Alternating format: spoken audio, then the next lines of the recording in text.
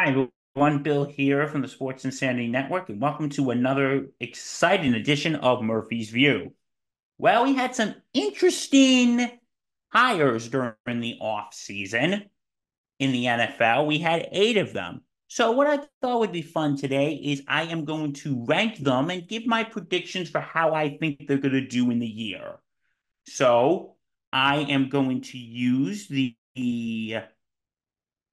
almighty rank tier, sorry, ding. And we're gonna rank all eight of these. Hold on, let me just share for you folks. Okay, so I'm gonna rank them on a scale of A to F, mainly because there's only eight of them, so I am not going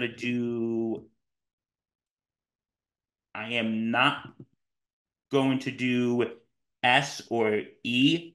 So I'm going to do just A through F, and I'm going to do rankings on how I think they're going to do throughout the season. And in January, when the season's over, I'll come back and I'll re-rank them of how they did in this season. So let's get down to business. I'm going to go in alphabetical orders of the teams. We are going to start with Raheem Morris of the Atlanta Falcons. He is coming back. He was the interim coach after Dan Quinn was fired. He has also been the head coach of the Tampa Bay Buccaneers, and he was recently the defensive coordinator for the Los Angeles Rams of St. Louis of Los Angeles. That's for you, Mike Rifkin. And here's my thing with Raheem Morris. I don't think this was a great hire. I think one, you could have had some fella named, Bill Belichick, but the Falcons ownership was like, well, he has too much of an ego. One ego has six Super Bowl rings, the other owns the Falcons. Let's think about that for a second. So you could have had Bill Belichick. But anyway, Raheem Morris, when he was defensive coordinator of the Rams last year, their defense was mediocre. Well, no, it was better, but the team itself was mediocre. And as a head coach, he only has one winning season, and he hasn't been head coach in a while. But I'm, and I don't know how he's going to deal with the quarterback situation with Kirk Cousins and Michael Penix. I don't know how he's going to deal with that. So, you know what? I'm going to put Raheem Morris in D tier. Okay, next one from the Carolina Panthers, Dave Canales. This was an interesting hire. Now, Dave Canales has a record. He was a quarterback coach of Seattle, and he was offensive coordinator of Tampa Bay. And he has brought a resurgence of two quarterbacks that would have been considered washed up has-beens, that being Geno Smith in Seattle and Baker Mayfield in Tampa Bay. So I think he could be one who can tap into Bryce Young. But my only but there are some problems with this. One, Bryce Young doesn't have the weapons aside from Adam Thielen and Xavier Legette, who they drafted in the draft this year. But in Seattle, Geno Smith had Tyler Lockett and DK Metcalf. In Tampa Bay, Baker Mayfield had Chris Godwin and Mike Evans. So he's not gonna have much to work with. And on top of that, his owner is a moron who gave away the farm to get Bryce Young. And also his owner is totally David Tepper is totally neurotic. And look what happened to Matt Rule. Look what happened to Frank Reich. They didn't even last a full season. And Dave Canales might not even make it a full year. And if he doesn't, that's not necessarily his fault. It's just the fact that David Tepper is a moron. So he's going to have to try to fend off David Tepper. And on top of that, he's going to have to do a lot with a little. So I'm going to put Dave Canales middle of the road. I'm going to put him in C tier. Okay, next one, Jim Harbaugh. I thought this was probably the best hire of the offseason, and a lot of people agree with me. He has experience with both college and the NFL.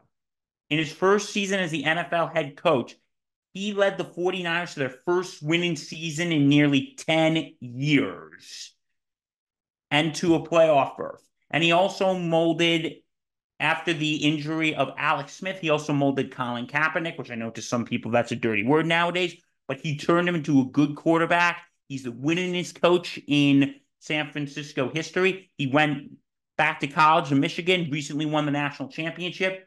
He has a 144 record in college football and a 44-19 record with professional. And he's got a franchise quarterback all ready to go with Justin Herbert. The only issues is Austin Ekeler, Keenan Allen, and Khalil Mack are gone. So, but I think if there's someone who can mold an offense, even with those gone, I'm going to say it's Jim Harbaugh. I would give it a season or two, and I think Harbaugh could give Reed and Mahomes a run for their money in the AFC West. So I'm putting Harbaugh in A tier. Okay, next one, Antonio Pierce. Now, Antonio Pierce was an interim coach for the Las Vegas Raiders of Oakland, who was that who was brought in to replace Josh McDaniels after McDaniels was fired. And the Raiders coaching is a mess. The year before that, you had John Gruden, who was fired because he was a bigoted a-hole. And then you have Josh McDaniels, doesn't who just doesn't know his you know what from a hole in the ground.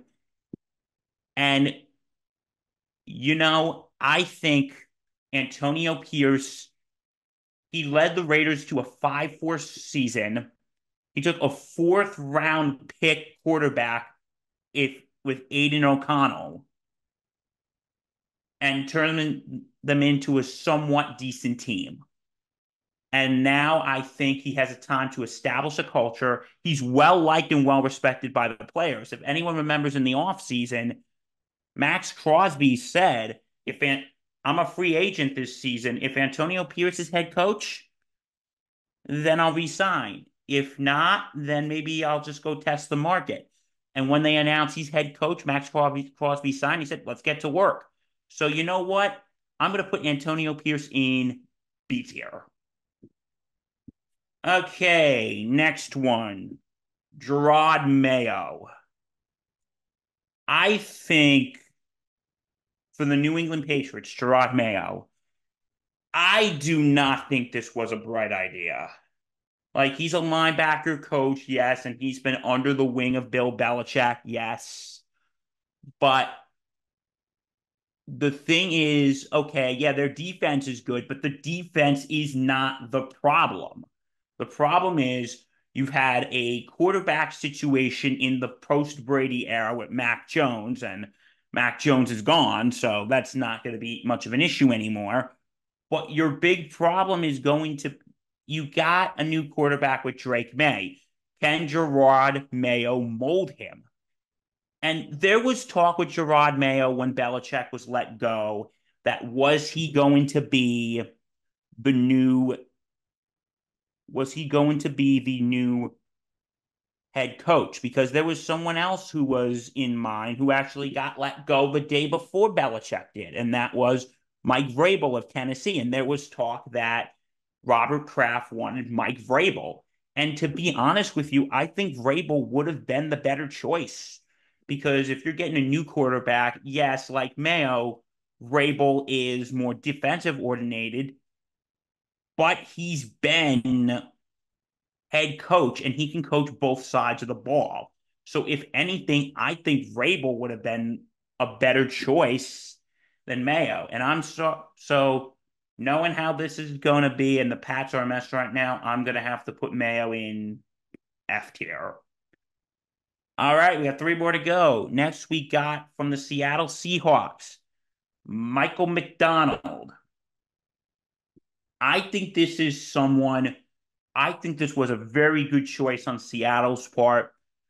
I am, because I think he can really shape Seattle's defense. In 2022, McDonald Ravens defense ranked third in scoring while finishing ninth in total yards allowed. In 2023, he the Ravens gave up fewer points in the league and ranked sixth in yards allowed, and they allowed the second fewest touchdowns in the league.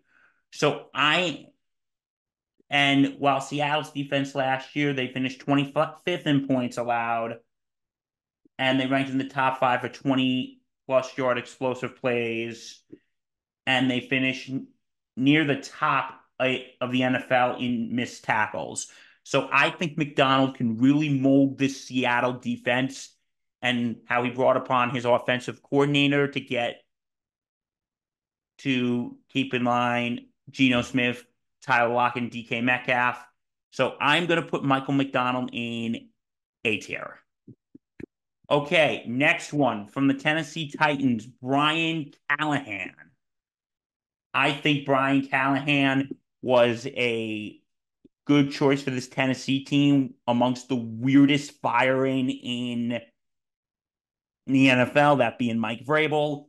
Brian Callahan is getting a new quarterback with Will Levis, and he has a history of quarterbacks such as Matt Stafford when he was quarterback coach, and he also given him back-to-back 4,000-yard seasons. And then he helped Derek Carr with 4,000 passing yards. And then this year with Cincinnati, he had Joe Burrow, when he got to Cincinnati, he gave him with Joe Burrow, who threw for at least 4,400 yards in his first two full seasons. And then even this season, when Joe Burrow was out for the year, he helped the backup quarterback, Jay Browning, to have a very great year. So, and yeah, and he has somewhat weapons in Tennessee, like Calvin Ridley and an aging DeAndre Hopkins. So that could be a bit of an issue. While in Cincinnati, he had Tyler Boyd, T. Higgins, and Jamar Chase. So overall, I think I'm going to put Callahan in B tier. Okay, last one. Dan Quinn of the Washington Commanders. Now I can hear you all to the freaking cows come home. 28-3, 28-3, 28-3. Okay. I putting that aside, that, because this is the first time in a couple years Dan Quinn has been head coach. As defensive coordinator, he really turned around that Dallas team. In all the seasons he's been there, they've been a top 10 defense. And the Commanders have been struggling. They ranked dead last in points allowed last year, giving up the most points with 518. And I think the one problem is they're doing the same thing like we did with Ron Rivera. They're gonna put him in defense. They're gonna put a defensive mind instead of an offensive one when you have a quarterback in Jaden Daniels that you need to mold. So I'm gonna say, but I think he can really mold the defense. And since he has Cliff Kingsbury from Arizona, let's look what he did with Kyler Murray. So you know what? A lot of people would put him on the bottom of the list, but I think I'm gonna put Dan Quinn in C tier. Okay, so that is my rank tier. Once again, I have Jim Harbaugh and Mike McDonald in A tier. I got Antonio Pierce and Brian Callahan in B tier, Dave Canales and Dan Quinn in C tier. I got Raheem Morris in D tier, and Gerard Mayo in F tier. So tell me whether you agree with me or not. Comment below. If you like what you see here, go to www.sportsinsanitynetwork.com. Check us out on Facebook, X. Check us, check us out on all the social media platforms. Listen to our podcast wherever you get your podcasts. And don't forget to check us out here on YouTube. Like, comment, subscribe, and hit that bell. And when the season is over, I'm going to come back and I'm going to re-rank these on how they did in the season. Thank you for watching, guys. I'm Bill Murphy from the Sports Insanity Network. So stay safe and take care.